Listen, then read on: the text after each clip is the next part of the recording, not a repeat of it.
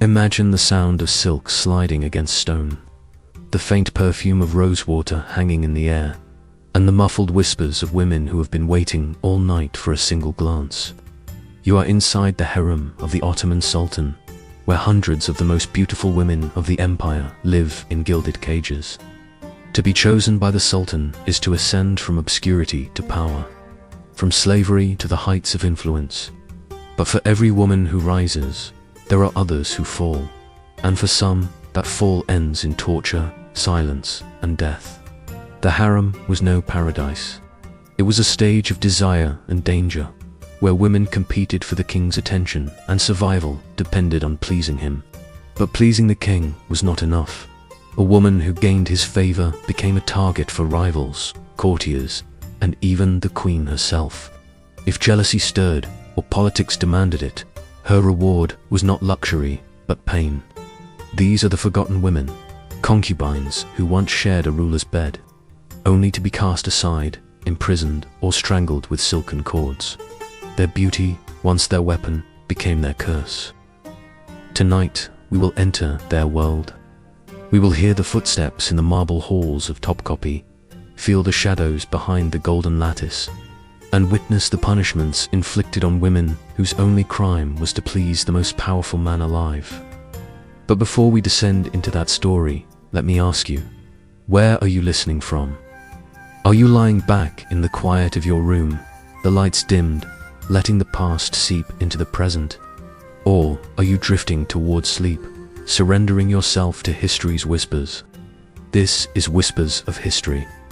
If you haven't yet, subscribe, so you never miss the stories that kings tried to bury and time tried to erase. Now, let us begin. The year is 1520. The Ottoman Empire stretches from Hungary to the Persian Gulf, and Suleiman the Magnificent rules from Istanbul's Topkapi Palace. Behind its towering walls lies the harem, a labyrinth of chambers and courtyards guarded by eunuchs. Here, hundreds of women wait for the Sultan's summons. Some are gifts from foreign rulers, others captives of war. Others bought as slaves and trained in the arts of music, poetry, and seduction. To be chosen by the Sultan is to become Haseki, a royal favorite.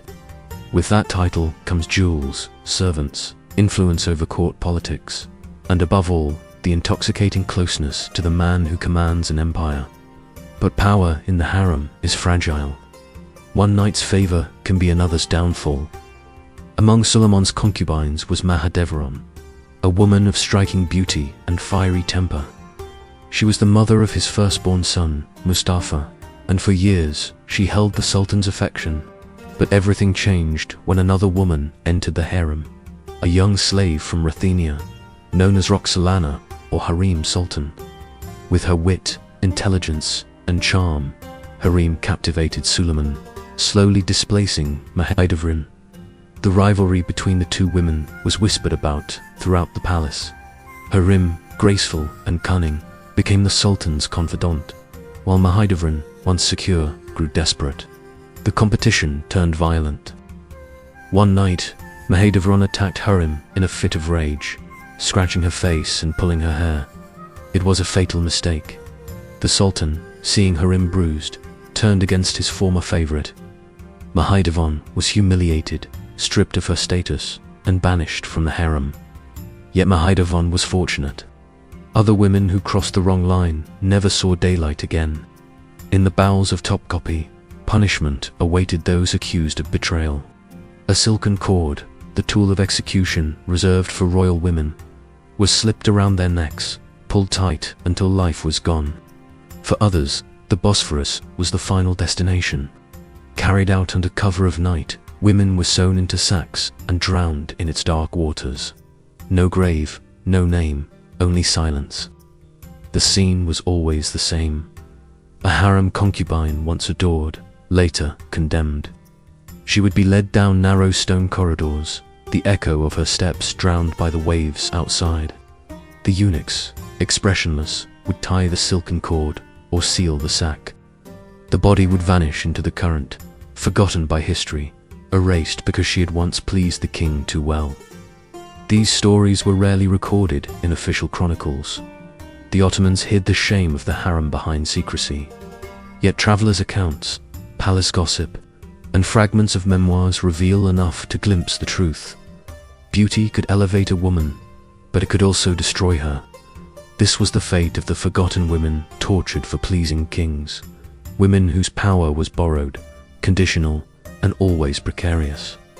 In our next chapter, we will step deeper into the harem of Suleiman the Magnificent. We will watch how Harem Sultan rose to replace Mahidevran, and how her enemies within the palace paid the ultimate price for crossing her. Their punishments were not just deaths, they were humiliations meant to erase them from memory. The harem was a place of intoxicating beauty, gilded tiles, jeweled lamps, and fountains that murmured through the marble halls. But behind the carved lattice screens, it was also a battleground. Power here was invisible, silent, and deadly. Women rose and fell, not with armies or swords, but with glances, whispers, and the Sultan's favor. After the fall of Mahidevran, the harem revolved around one woman, Harem Sultan. Once a foreign slave, now the unrivaled favorite of Suleiman. Chroniclers described her as both charming and shrewd. She laughed easily, sang beautifully, and spoke with the quick wit that drew the Sultan to her side night after night. What set her apart was not only her beauty, but her mind. Harem knew that to survive in the harem, she must do more than please. She must rule. Her rise unsettled everyone. The valid Sultan, Suleiman's mother, once the ultimate authority in the harem, watched her influence shrink. Eunuchs whispered uneasily about Harem's growing confidence. But the most dangerous tension came from the other concubines. Women who, like Harem, had been brought to the palace as slaves, trained for years, and hoped for a chance to rise. Each rival saw in Harem both an idol and an obstacle. And in the harem, obstacles were removed not with kindness, but with cruelty. One by one, rivals began to disappear. Some were quietly reassigned to distant palaces, stripped of their jewels and titles. Others met darker fates. Accounts from the Topkapi archives and foreign envoys speak of women who were accused of jealousy or plotting against Harem. Their punishments were swift. A silken cord looped around the throat, tightened by silent eunuchs in the shadow of candlelight. Or a sack, coarse and unyielding, sealed at the edges before the victim was carried through secret tunnels leading to the Bosphorus. The water accepted them without a sound. Their names were never spoken again. Harem understood the rules of this cruel game. Her own power was built on Suleiman's love, but she knew love was fragile. To secure herself, she gave him what no concubine could: loyalty and children. She bore him sons and daughters, each one binding her tighter to the throne. But even this blessing brought danger, for in the Ottoman dynasty, the succession was a deadly affair. Mahidevran, though banished, still held a weapon. Her son, Mustafa, Suleiman's eldest and most popular heir. The boy grew into a strong and respected prince, beloved by the army and admired by the court. To many, Mustafa represented the future of the empire, but to Harem, he was the shadow over her own sons. If Mustafa became sultan, Harem and her children could be cast aside or executed. And so the harem became a stage for intrigue. Harem's allies whispered poison into Suleiman's ear, suggesting that Mustafa was plotting rebellion. Rumors spread, carefully nurtured, until the Sultan himself began to doubt his son. The seeds of tragedy had been planted, and they would bloom in blood. But the women caught in this storm, the concubines who sided with or who whispered against Harem, paid with their lives before the story reached its climax. Some were beaten, their beauty destroyed before they were cast into obscurity. Others were tortured quietly, their screams muffled by thick stone walls. None were remembered in chronicles. Their stories vanished, their bodies buried in silence. Yet the traces remain, like shadows between the stones of Topkapi. European visitors to Istanbul in the 16th century wrote of the harem with fascination and fear. They told of eunuchs escorting women to the water's edge under moonlight, sacks shifting on their shoulders. They told of rival concubines suddenly disappearing after quarrels, their absence explained away as exile, though everyone knew the truth. The sensual beauty of the harem, the silks, the jewels, the music, was inseparable from the violence beneath. To please the Sultan was to live in a dream of luxury. But the moment that dream cracked, the nightmare began. For women who lost favor, punishment was not only death, but the slow torture of knowing that every gaze, every whisper, every step through the marble corridors might be their last. Harem thrived in this world of shadows. She walked the halls with her head high, her voice soft but commanding, her presence undeniable. She knew that every rival punished, every rival erased, made her stronger. Yet her strength came at a cost. The forgotten women who had once, like her, sought to please the Sultan, only to become casualties in the silent war of the harem. And still, the story darkens further. For when Mustafa, the brilliant son of Mahidevran, grew too powerful harems, long game would end in the most shocking act of all. A prince, adored by the empire, destroyed by the whispers of the harem. But that is a story we must save for later. First, we must return to the secret punishments inside the palace, to the chambers where beauty became a curse and pleasure a path to pain. Because the forgotten women of the harem were not only executed, some endured years of torment before their end. The harem was more than marble chambers and silk-draped alcoves. It was a cage of invisible chains. Women who pleased the Sultan tasted power and desire in measures few could imagine. But those who fell from grace did not always meet swift execution. Many endured something far more insidious: the living torture of humiliation, isolation, and slow erasure. Inside the Topkapi Palace, punishment was layered. Death by silken cord was the final act. But before that came rituals designed to strip away every trace of dignity. The concubines, who had once been bathed in rosewater and adorned with jewels, found themselves shorn of finery. Their silks replaced with coarse cloth, their private chambers reduced to bare cells. The women who once held audiences with the Sultan were reduced to shadows, locked away where their beauty withered in silence. European envoys recorded whispers of these chambers. Some spoke of women confined for years in small rooms, guarded night and day by eunuchs, denied music, denied mirrors, denied any glimpse of the life they had once known. Their punishment was not pain of the flesh, but the slow torment of time, the gradual destruction of spirit. There were other humiliations too. A concubine who dared to speak against a valid sultan, the sultan's mother and the true matriarch of the harem, might be paraded before the other women, stripped of her jewelry, her hair cut short as a mark of disgrace. In a society where hair symbolized beauty and power, to shear it away was to erase her identity. She would walk the halls she once commanded, now pitied or mocked by the women she had outshone. For those accused of infidelity, the punishments were harsher still. In the eyes of the palace, to betray the sultaness bed was not merely a crime of passion, but an act of treason. Such women were flogged in secret courtyards, their cries echoing against the marble walls, their bodies broken as examples to others. The lash left scars, but the greater wound was the certainty that every eye in the harem now looked upon them as fallen. One story, whispered by Venetian diplomats, tells of a concubine who had once been favored by Suleiman, but who grew too close to another courtier. Her betrayal was discovered. She was dragged through the harem by eunuchs, her garments torn, her head forced down as the other women watched.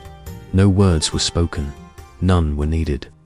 She was confined for weeks, beaten until she could no longer walk gracefully, then drowned in the Bosphorus. Her name never entered the official records. What makes these stories so haunting is their secrecy.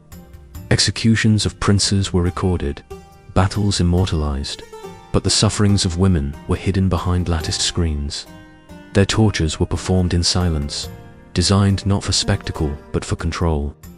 The harem was a kingdom within a kingdom, and its punishments were reminders that every woman there, no matter how beloved, no matter how powerful, lived at the mercy of one man's desire and one woman as authority.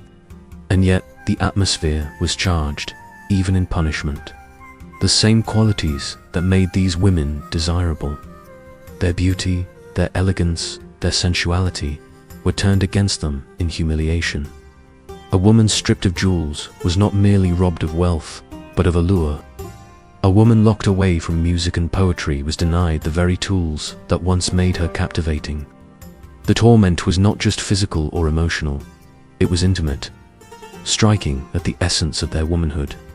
For every harem who thrived, there were dozens erased. Some names survive in the faintest traces. Akhenaten, rumored to have been whipped and drowned after defying court orders. Fatma, a concubine whispered to have been executed for mocking harem in private. But most are nameless forgotten women, whose only legacy is the cruel silence of history. This duality, desire and danger, passion and punishment, gave the harem its dark allure. Travelers wrote of its beauty, its perfumes, its mysterious women. But behind the fantasies, the reality was a theater of power, where women's lives were currency, traded and destroyed in the service of kings. And as Haram's influence grew, so too did the punishments. The closer she rose to becoming Suleiman's partner, the harsher the fate of those who opposed her. Rival concubines, once confident in their youth and beauty, learned that neither mattered when whispers turned against them. Their downfall was not loud, but it was final. But the darkest chapter was still to come. For the greatest rival of harem was not another concubine but a prince, Mustafa, the son of Mahedevran. His fate, shaped by the harem's whispers, would prove that the torture of forgotten women was not only personal but political. Their punishments shaped the empire itself, altering the destiny of the Ottomans. Before Mustafa's story unfolds, however, we must linger a little longer in the harem's shadows, where women endured slow, sensual humiliations that blurred the line between pleasure and pain, luxury and torment. For it is in these quiet, secret cruelties that the true essence of the forgotten women is revealed. By the mid-1540s, the harem had transformed from a gilded cage into the empire's beating heart of power. At its center stood Ottoman Sultan, no longer a mere concubine, but the legal wife of Suleiman the Magnificent, a shocking break from Ottoman tradition. Never before had a sultan married a concubine in this way. Haram's victory was complete, and her enemies within the harem had been scattered or silenced. But her rise brought shadows. Beyond the harem walls, in the military camps and across the provinces, one name commanded respect: Prince Mustafa, the son of Mahedevran, strong, handsome, and popular with the Janissaries. Mustafa embodied everything the empire expected in its next ruler. His charisma threatened Harem's sons, and by extension, her survival. Here lies the cruel truth of the Ottoman succession system. No throne was ever shared. When a new sultan rose, his brothers were executed to prevent civil war. For harem, this meant her own children could only live if Mustafa died, and so the whispers began. Harem did not act alone. She allied with Rustam Pasha, Suleiman's Grand Vizier, and her own son-in-law, weaving a web of influence around the sultan. Letters were carried, reports manufactured, rumors planted. Each whisper painted Mustafa as ambitious, dangerous, perhaps even plotting rebellion. But what makes this story so haunting is not only the prince's fate, but the role women played in shaping it. Mahedevran, though banished from Suleiman's bed, poured all her hopes into her son. Her presence at his side was a silent act of defiance. Every triumph of Mustafa, every victory in the provinces, every cheer of the army, was a reminder that she had not been erased. Her survival hinged on him, and Harem knew it. Every time she walked through the harem, every time she felt the cold marble under her bare feet, she understood that the ghosts of forgotten concubines lingered in the corners. Women once loved, then tortured or drowned, who had failed to secure their legacy. Harem was determined she would not join them. The intrigue reached its breaking point in 1553 during Suleiman's Persian campaign. As the army camped near Konya, word reached Mustafa that his father wished to see him. Loyal, perhaps naive, the prince entered his father's tent. The Janissaries, who adored him, held their breath. Surely, they thought, Suleiman would embrace his son. But inside the tent, no embrace awaited. Instead, bowstrings, the weapons of executioners, hung ready. Mustafa realized the trap too late. The bowstrings were wrapped around his throat, pulled tight as his father watched in silence. The young prince struggled, his strength useless against the cords. Moments later, he lay lifeless on the carpets. The empire's brightest heir was gone, erased not on the battlefield, but in the sultan's tent, the victim of whispers born in the harem. News spread like fire. Soldiers wept, Janissaries cursed. Mahidevran collapsed in grief. Her son, her only power, was gone. She was cast into obscurity, living the rest of her days in Bursa, tending his tomb, a forgotten woman, tortured not by cords or whips, but by memory. Behind this tragedy lay the pattern that defined the harem. Women's bodies, women's voices, women's ambitions were both weapons and targets. Harem's rise meant Mahidevran's ruin. Mustafa's death meant harem's children lived. For every concubine who became queen, another was destroyed. For every woman who pleased a king, another paid with pain. The sensual world of the harem, silks, perfumes, jeweled chambers, was inseparable from the cruelty beneath. To the outside world, it was a place of desire. To those within, it was a place of constant fear. Every smile from the sultan could mean survival. Every silence could mean the bowstring. And so, the forgotten women multiplied. Some were executed for jealousy, others erased for politics, others simply abandoned, left to waste away in lonely corners of the palace. Their beauty once lit the chambers of Topkapi. Now, their names are missing from the chronicles, their stories carried only in whispers. Mustafa's death revealed the full power of the harem. The intrigues of women, born of survival, reached beyond the gilded lattice and shaped the empire itself. Harem, who had once been a slave, now stood as the queen mother of the dynasty. Mahidevran, once radiant, now faded in grief. And the nameless concubines, beaten, shorn, drowned, were forgotten, their fates buried in silence. Yet the air of the harem remained charged, always balanced between allure and terror. Every step along its marble corridors carried the weight of possibility, the promise of pleasure, and the threat of punishment.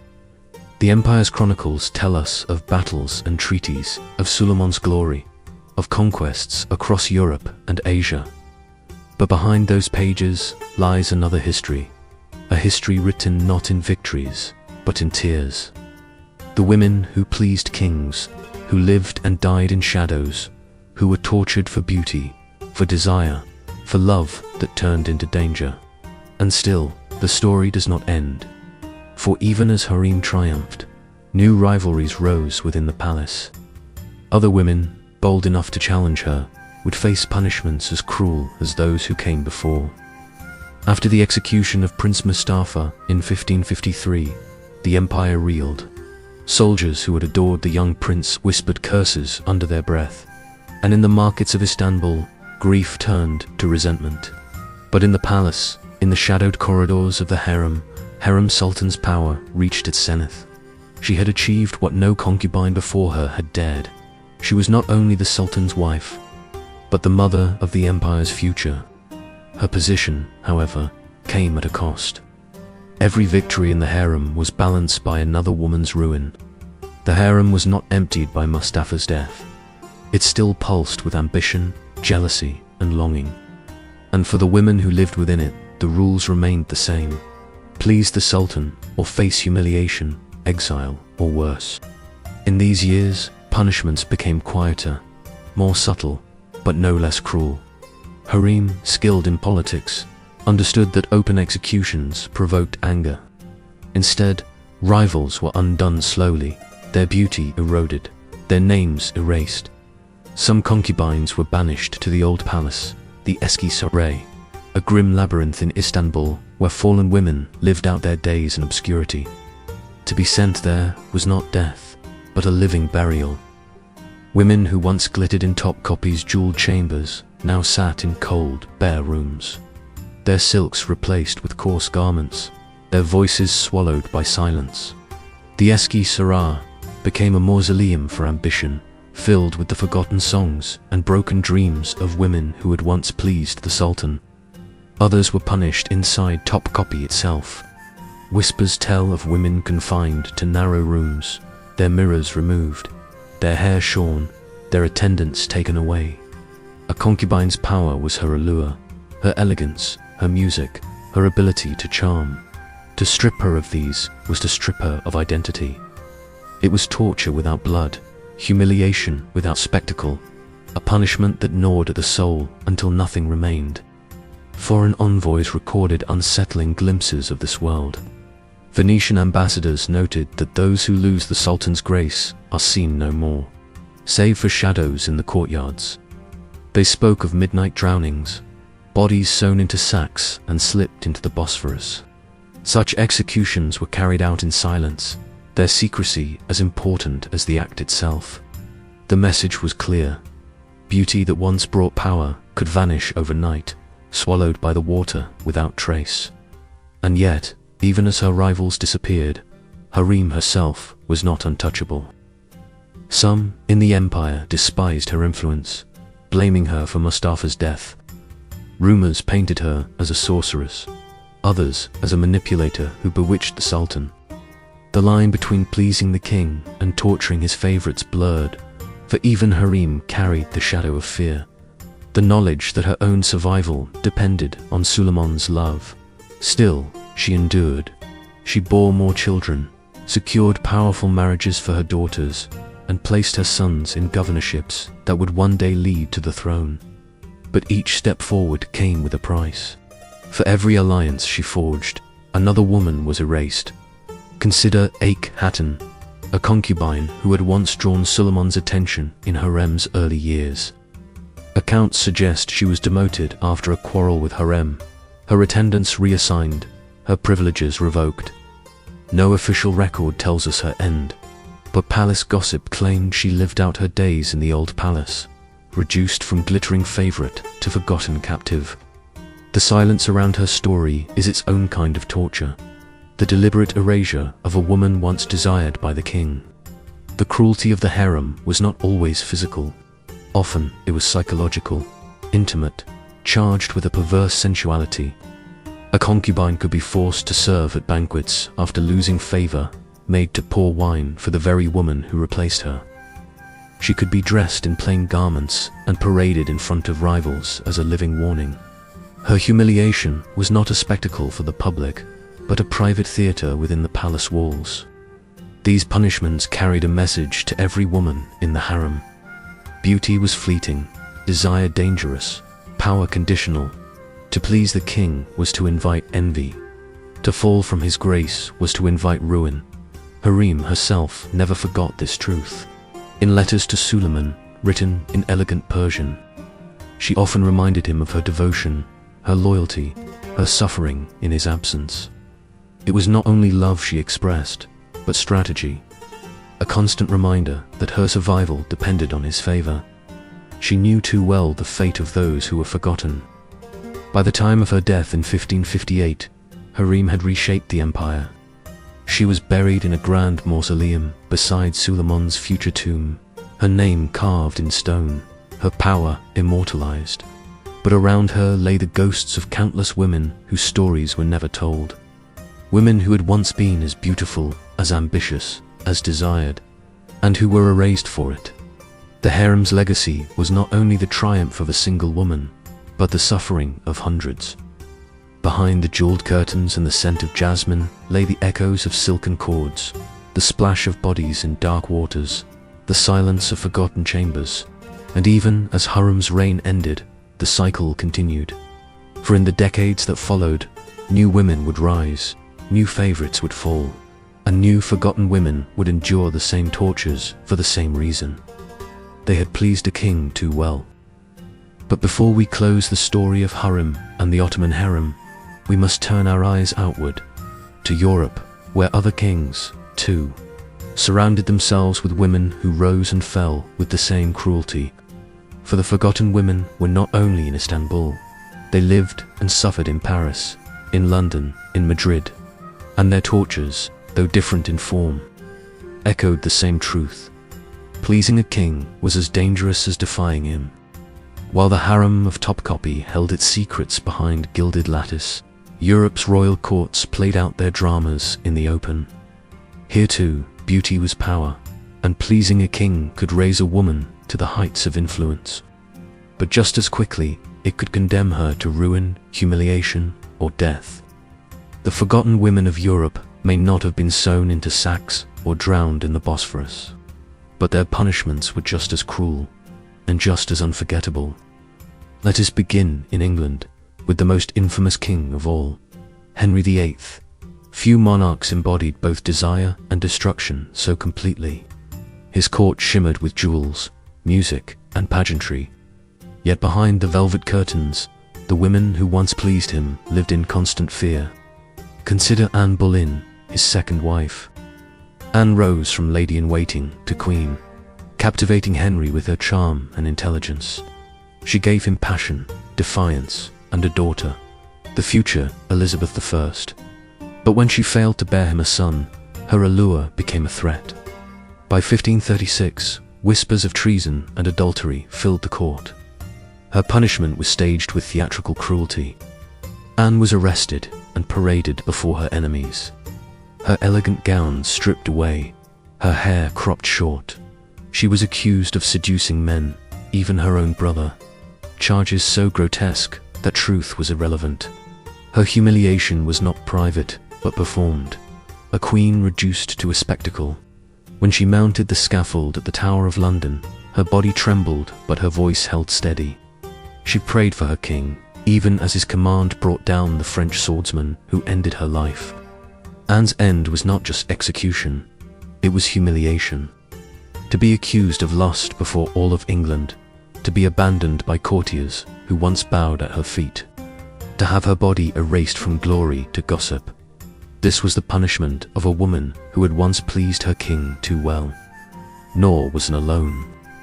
Catherine Howard, Henry's fifth wife, suffered the same fate. Barely more than a girl when she caught the king's eye, Catherine was adored for her youthful beauty. But when her past liaisons were uncovered, and worse, when she was accused of taking a lover during her marriage, her fall was swift. Dragged from Hampton Court, she was imprisoned in the Tower, her cries echoing in the stone chambers. Chroniclers wrote that she begged for mercy, screaming as the guards led her to the scaffold. She was humiliated before execution, painted as wanton and reckless, though her sins were no greater than the king's own. Like Anne, she was forgotten, her beauty turned into her curse. In France, the punishments could be just as cruel. The Valois court of the 16th century glittered with mistresses, women who were celebrated, envied, and despised. Diane de Poitiers, mistress of King Henry II, wielded enormous influence. But she survived where others did not, because she knew the cost of ambition. Lesser favorites who failed to secure their place faced humiliation, banishment to convents, forced marriages to obscure nobles, or exile from court entirely. One story whispers of Gabrielle, the mistress of Henry IV of France. She bore him children, whispered counsel in his ear, and seemed destined to be queen. But envy surrounded her. Though Henry adored her, courtiers mocked her openly, calling her the king's whore. In 1599, when she suddenly sickened and died while pregnant, rumors spread of poison. Her death may not have been staged like Anne Boleyn's, but it was humiliation all the same. To be adored by a king, yet despised by all others, condemned to whispers instead of honor. Even queens were not spared. In Spain, Joanna of Castile, remembered as Juana la Loca, was humiliated for her devotion to her husband, Philip the Handsome. When jealousy consumed her after his infidelities, Philip and her courtiers painted her as mad. Locked away in a convent for nearly 50 years, stripped of power, Joanna's passion was turned against her. Her humiliation was not a single act, but a lifetime of isolation, remembered as madness rather than love. What unites these stories across England, France, and Spain is the same truth as in the Ottoman harem. Women's bodies were arenas of politics. To please a king was to wield temporary power, but that power was fragile, conditional, and often fatal. Kings moved on, courtiers schemed, and the women who once shared the ruler's bed were left to disgrace. And always, humiliation was at the core. Anne Boleyn mocked as a seductress before her fall. Catherine Howard shamed as reckless youth. Mistresses like Gabrielle D. whispered about as poisoners or poisoned. Even queens like Joanna of Castile erased as mad for their passion. The punishment was not just death or exile, but the destruction of reputation. Behind the velvet and jewels, the pattern is clear. Beauty lifted them, desire bound them, and humiliation erased them. But perhaps the cruelest irony was that history remembered the kings as powerful, while the women were remembered only for their sins. Henry VIII is celebrated for his politics, Suleiman for his empire, Henry IV for his tolerance, but the women who loved them, suffered for them, and died because of them became shadows, footnotes, or scandals. And so, the forgotten women multiply. Ottoman concubines drowned in sacks. English queens humiliated on scaffolds. French mistresses poisoned or exiled. Spanish queens locked in convents. Each one silenced by the same truth. To please a king was to live in danger. Yet even in humiliation, some women endured in memory. Anne Boleyn's daughter, Elizabeth, became one of the greatest monarchs of England. Harem sultans' sons ruled the Ottoman throne. Their legacies prove that the forgotten women, though tortured and erased, left marks that even kings could not erase. But before we close their stories, there remains one last chapter, to trace how humiliation itself became a weapon of politics. How kings and courts deliberately staged the downfall of women, turning private desire into public shame. From Istanbul's marble corridors to London's scaffold, from Parisian ballrooms to Spanish convents, one truth echoes across centuries.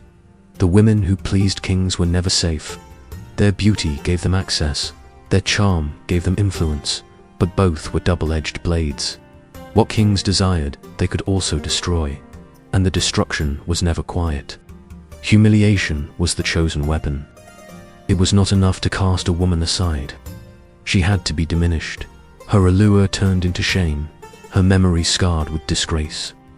In the Ottoman harem, women were stripped of jewels, their hair cut short, their bodies drowned in sacks beneath the Bosphorus. In England, queens were accused of lust, paraded as traitors, their heads displayed to silence all who might defend them. In France, mistresses were mocked, exiled, or rumored as poisoners, their reputations blackened long after their deaths. In Spain, even queens were branded as mad, their passion twisted into humiliation. The punishments were staged with precision, designed as theatre. The silken cord tightened in silence, yet everyone in the palace knew its meaning. Anne Boleyn's trial was a performance. Her downfall meant to terrify any woman who might think herself greater than the king. Catherine Howard's screams in the Tower were as much a warning as they were an execution. Even Joanna of Castile's lifelong confinement was a kind of public display, a queen transformed into a cautionary tale. Humiliation worked because it left scars beyond death. A woman drowned in the Bosphorus vanished, but the whispers of her sins remained. A queen executed in London lost not only her life, but her honor, condemned in chronicles written by her enemies. Even those who survived, like Mahidevran in Bursa, or exiled mistresses in convents, endured the humiliation of being remembered not as beloved, but as discarded. Yet there is another layer to this story. For while kings wielded humiliation as power, history itself has reversed the weapon.